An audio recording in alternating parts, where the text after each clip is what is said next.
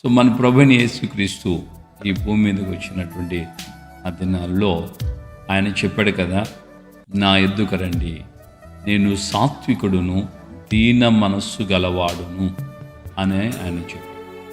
So నేను సాత్వికుడును దీన మనస్సు గలవాడును గనుక నా ఎద్దుకు వచ్చి మీరు నేర్చుకోండి, నా కాడి మీ మీద ఎత్తుకొని నా ఎద్దు మీరు నేర్చుకోండి అని అన్నాడు. ఎందుకని ప్రభు ప్రత్యేకంగా నేను సాత్వికుడును దీన మనస్సు గలవాడును అన్నాడు. దీనులను గురించి, దీన మనస్తత్వాన్ని గురించి, దీనుల విషయమై దీనులుగా ఉన్న వ్యక్తుల గురించి దేవుని లేఖనం ఏం చెప్తుంది?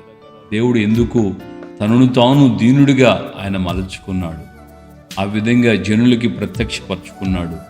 నేను దీనుడును, నా ఎద్దుకు రండి, నా కాడి మీ మీద ఎత్తుకోండి, మీరు నేర్చుకోండి అని ఎందుకు ఆయన బ్రతిలాడుతున్నాడు?